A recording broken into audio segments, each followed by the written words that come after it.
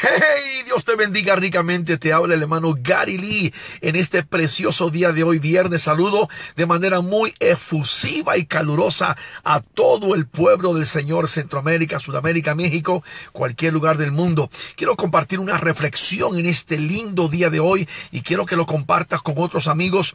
Y el tema de la reflexión es 7 distorsiones de un evangelio contemporáneo. No me queda ninguna duda que el evangelio de hoy es muy diferente al evangelio que yo conocí hace tantos años atrás. De hecho, de mi generación, mi escuela era muy diferente. Yo creo que la iglesia que yo conocí cuando me entregué al Señor en el año 1972 era una iglesia íntegra, dinámica, pujante, arrolladora, una iglesia bien parada, fundamentada. En aquella generación, en aquel tiempo, no se conocía lo que era, por ejemplo, la red apostólica, las herejías al nivel que se conoce hoy en día, tantos falsos maestros, estos tipos que hoy en día se autodenominan superapóstoles y profetas. Bueno, era una generación más humilde, más sencilla, más austera en mi tiempo. Y creo que nos podemos ir todavía mucho antes y descubrimos que a través de los 2000 años de historia eclesiástica tenemos una historia de una iglesia maravillosa. Por supuesto que ha crecido, que ha cambiado, que han habido cambios, pero cambios simplemente hasta cierto punto culturales por el tiempo que ha cambiado el idioma, los países, la gente, los países, etc. Pero en cuanto a lo básico, lo fundamental, los preceptos, principios, eso nunca debe de cambiar. El evangelio de Jesucristo es un evangelio santo, poderoso. El apóstol Pablo, cuando le habla a la iglesia de Gálatas, le dice al pueblo de Dios que si alguien trae otro mensaje diferente al que se ha predicado, otro evangelio, que sea anatema. Y utiliza la palabra anatema, que en el idioma original del griego significa maldito, condenado por Dios. Y hoy, lamentablemente, en este tiempo 2018, este siglo XXI, la última generación, el tiempo final, tenemos lo que yo llamaría 7 distorsiones del evangelio contemporáneo. Primero de ellos es que todos hoy pensamos que somos buenas personas. Esa es la cultura de hoy en día. No todos somos buenas personas. Cometemos errores, podemos cometer una infracción, una faltita, pero básicamente, generalmente, todos los seres humanos somos buenas personas. La Biblia no enseña eso. La Biblia dice que todos hemos pecado y estamos destituidos de la gloria del Señor. La paga del pecado es muerte. Somos malos por naturaleza. Tenemos el pecado, la lepra, la mancha, la maldición del pecado en nuestra vida. No hay tal cosa como buenas personas. Podemos decir, esa persona es muy amable, muy buena gente. Dentro de nosotros está el pecado que consume nuestra alma. Entonces, decir que somos buenas personas es parte de una cultura contemporánea que trata como que de que nos levantemos, como diciendo, si somos buenas personas, ¿y para qué necesitamos a Dios? Esas son unas distorsiones del evangelio hoy en día. Y mucha gente, por ejemplo, dice, yo tengo el evangelio, yo sirvo a Dios a mi manera, a mi forma, pero yo soy una buena persona. No, un cristiano verdadero, uno que tiene el verdadero evangelio, reconoce que delante de Dios no somos nada. Aún a Jesús le dijeron que era perfecto, y dijo, perfecto, perfecto es mi Padre que está en los cielos. Entonces es importante saber una cosa, que nosotros somos hijos de Dios, pero en el momento que entregamos nuestras vidas a Él, nos arrepentimos, nos convertimos, somos limpios por su sangre que fue derramada en la cruz del Calvario. Y el asunto es que nuestra salvación viene a través del sacrificio de Jesucristo, y justificados pues por la fe tenemos paz para con Dios por medio de nuestro Señor Jesucristo. No hay nadie bueno, no hay justo ni aún uno, dice la Biblia. No hay justo ni aún uno. Todos han pecado, todos han caído, todos han cometido infracción. Entonces eso es completamente una gran distorsión. La segunda distorsión, que es parte también de la cultura presente, es que hay una cultura o una distorsión de que tenemos que cuidar y amar bien nuestra estima propia. Que somos tan increíbles, tan fantásticos, tan fenomenales, que merecemos a un Salvador. O sea, como diciendo, qué privilegio que Jesucristo me haya escogido a mí. Qué honor para Él que me haya elegido para yo servirle a Él. Porque realmente como somos personas tan poderosas, tan hermosas, tan fantásticas, tan dotadas, tan con dones, con tanta bendición, como dice el americano, we are so remarkable as human beings, que es un privilegio para Dios que me haya escogido. Una cultura de estima propia. Nos amamos tanto, nos estimamos tanto, nos levantamos tanto, el yo, el yo, el yo. Y fíjate que el mundo está metido en este espíritu del yo.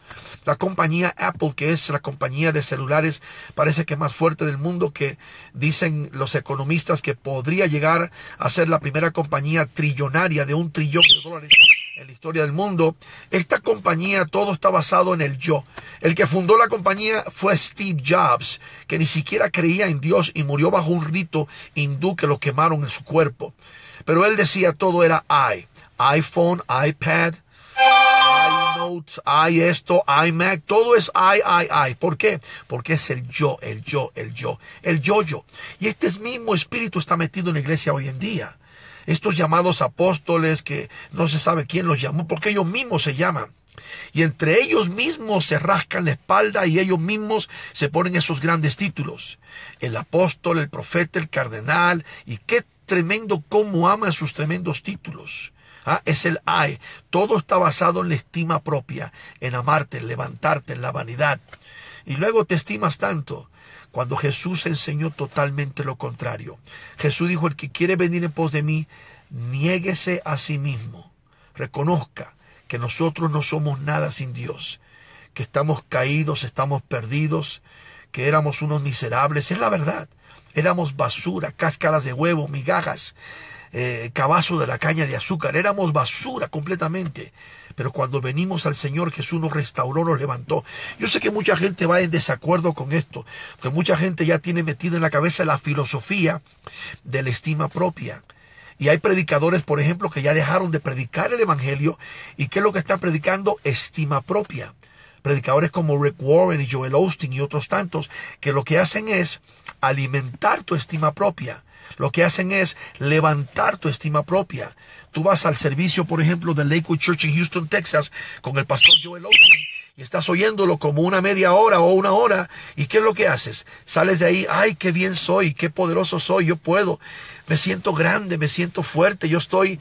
O sea, cuando escuchas una exhortación, por ejemplo, un mensaje de arrepentimiento, de humillación, que dice, Señor, perdóname, Dios mío, yo no soy nada sin ti. Yo sé que valemos bastante, yo sé que Dios ha pagado el precio por nuestra salvación, pero esta filosofía de estima propia, esta cultura en esta generación está consumiendo al pueblo de Dios.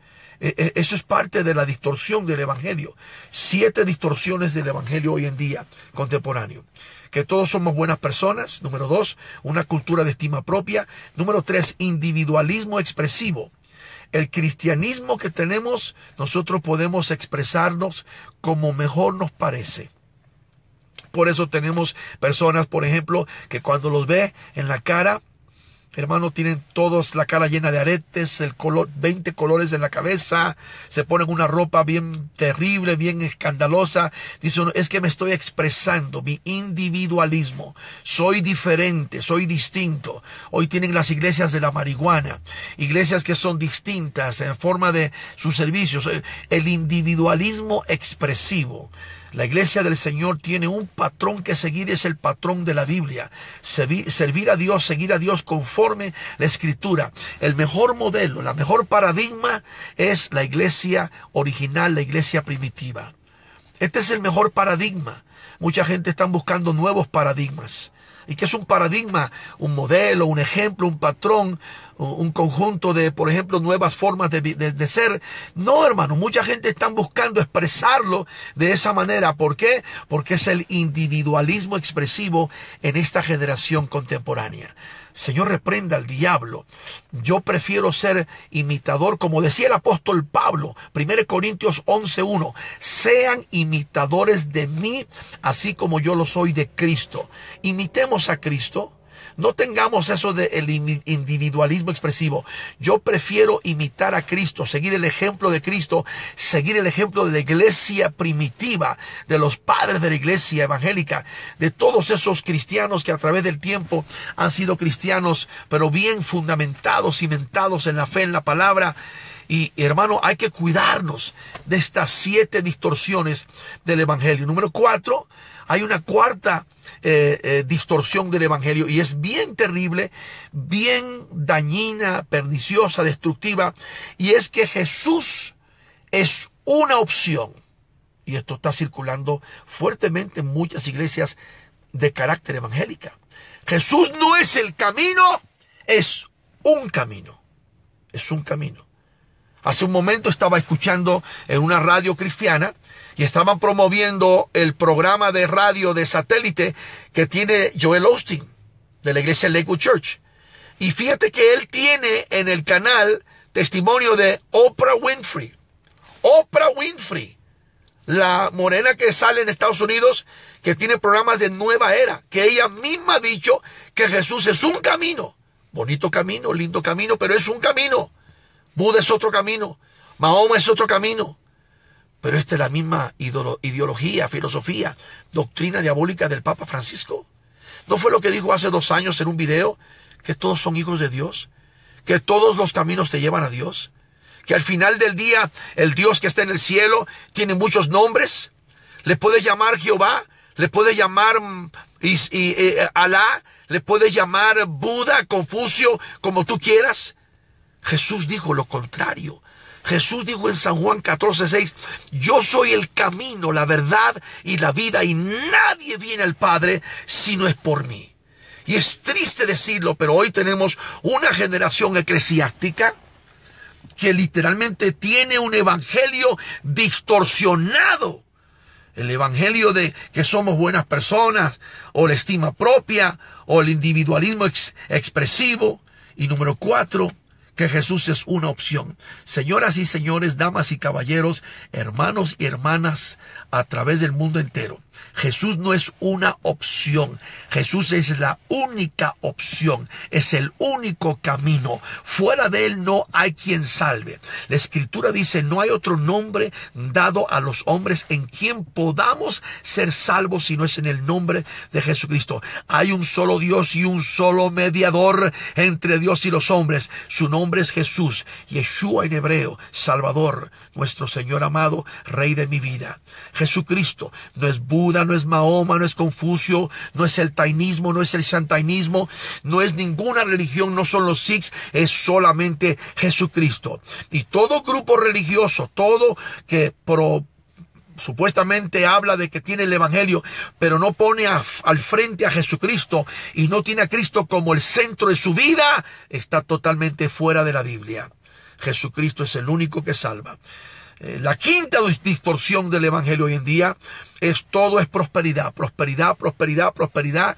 Fíjate que cuando yo me crié en el evangelio hace casi 46 años atrás, recuerdo vívidamente que siempre nosotros en la iglesia ofrendamos, diezmamos, creemos en bendecir, en recibir de Dios, en dar para Dios. Pero este espíritu de prosperidad, esta teología nueva, esta doctrina que ha excedido todo el mensaje de la historia cristiana que en este tiempo se ve, nunca se veía en ese tiempo. Y la gran mayoría de ministerios grandes, como los que están en el neopentecostalismo, reino ahora, milenianismo, todo ese ministerio nuevo falso, todo el enfoque de ellos es dinero, plata, las técnicas, las tácticas, las fórmulas, las estrategias, los llamados tales pactos, perdone que se ofenda, y no le voy a pedir perdón, tomo para atrás mi perdón, disculpe si le incomodo, si le irrito, pero esto de los pactos es diabólico. Es una estrategia solamente que utilizan algunos líderes llamados cristianos para despelucar a las ovejas en la congregación. ¿Qué es el pacto? Ellos dicen, usted tiene que pactar para Dios, para que Dios te dé el milagro, para que Dios traiga salvación a tu familia, para que Dios traiga una sanidad. ¿Dónde está eso en la Biblia? Tienen distantemente una noción o una historia de Jacob cuando hizo un pacto con Dios. Los pactos en la Biblia son los pactos que Dios hizo con hombres, como el pacto de Adán, el pacto de Abraham, el pacto de David y el pacto más grande, el pacto de la sangre de Cristo. Pero que nosotros hagamos pacto con Dios, imagínate tú comprando el milagro de Dios. Le va a pasar lo mismo que le pasó a Simón el mago. Los milagros de Dios, la salvación, la sanidad, todo eso es gratis. No hay nada que pactar. La Biblia habla de ofrendas y de dar y de diezmar, y todo esto es una bendición para la obra del Señor, pero que tú pactes. Y luego vamos a ver, si tú pactas, ¿a quién le estás pactando? Al que te está hablando del pacto. O sea que tú le vas a dar 500 o 1000 o 2000 o 5000 o 10,000 o lo que sea a un fulano que está en la iglesia. Qué interesante. Ese tipo es un bandido, un sinvergüenza. Ese tipo lo que hace es está utilizando un juego de palabras y utilizando la palabra para explotar y sacarte el dinero a ti. Y no me interesa de qué manera doren la píldora, no importa en qué forma argumenten o te presenten la cinta. Eso es lo que se llama tergiversar la escritura. Son distorsiones del evangelio. Son distorsiones del evangelio contemporáneo. La iglesia del Señor tiene que vivir conforme a la escritura, lo que está en la Biblia, nada más. Entonces hay que tener cuidado con eso, pero hoy en día la quinta distorsión del evangelio es que todo es prosperidad. Todo es dinero. ¿Y qué dice el Señor en Mateo 6:33? Buscad primeramente el reino de Dios y su justicia, y todas las demás cosas vendrán por añadidura. Número 6, y esto es una gran distorsión del evangelio: fe y obras te salvarán. O sea que ya no es suficiente la fe. Pero que dice Efesios capítulo 2 y versículo 8 y 9. Por gracia somos salvos y por medio de la fe. Y esto no es de vosotros, sino que es un don de Dios, no por obras, para que nadie se gloríe. Las obras no salvan. Las obras no ayudan. Las obras son una bendición que podamos ayudar, bendecir. Y estamos llamados a alimentar a los pobres, a los huérfanos, las viudas. Como iglesia nosotros tenemos un deber de bendecir a nuestro pueblo, pero que te ayudan a la salvación. La salvación es única y exclusivamente por medio de la fe que ponemos en el Señor Jesucristo. La religión católica por años ha enseñado que la salvación está en las obras y en sus doctrinas, en sus dogmas. Y la salvación está puesta en la fe en nuestro Señor Jesucristo. Dice la palabra: y puestos los ojos en el autor y consumador de la fe, es decir, en Jesús. 7 distorsiones del evangelio contemporáneo. Y número 6, fe y obras te salvarán. La fe te salvará. Las obras no te salvarán. Y por último, número 7, pero no menos, la gracia barata de hoy en día. O la hipergracia, o la gracia extrema. Qué tremendo pensar que nosotros entendemos que gracia es favor inmerecido, que somos salvos por la gracia, que Dios en su misericordia nos amó tanto que pagó el precio por nuestra salvación. Por gracia somos salvos. Gracia, favor inmerecido. Él nos dio ese regalo. Dice Romanos que la paga del pecado es muerte, pero el regalo de Dios, la dádiva de Dios, es vida eterna en Cristo Jesús, Señor nuestro. Romanos 6:23. Lo sabemos. Pero hoy muchos han tomado la gracia y la han abaratado. Y literalmente han llegado al extremo de decir: yo ya tengo a Jesús. Yo ya recibí la gracia. Ahora no importa lo que yo haga, cómo viva, cómo me impele la carne, cómo yo lleve a cabo mi futuro, de toda manera yo estoy salvo. No. Hebreos 2:3 dice: ¿cómo escaparemos si descuidamos una salvación tan grande? Así como hoy ya recibiste al Señor y tienes la salvación y fuiste salvo por gracia, la gracia se puede perder. Créeme que hay millones de personas que están hoy en el infierno eternamente pensando: ¿por qué yo pensé de esa manera? Perdieron la salvación. La salvación se puede perder. Voy a repetir eso. La salvación se puede perder. Hay muchos buenos maestros que están hoy en el mundo, muchos tremendos predicadores, pero han caído en la mentira en la herejía de lo que enseñó Calvino, que la salvación, una vez que se recibe, ya no se pierde. Una vez salvo, salvo para siempre. ¿Qué ha pasado como resultado? Que mucha gente, por ejemplo, se siente que tiene licencia, tiene luz verde para vivir como se le pega la gana. O sea, la gracia se ha abaratado.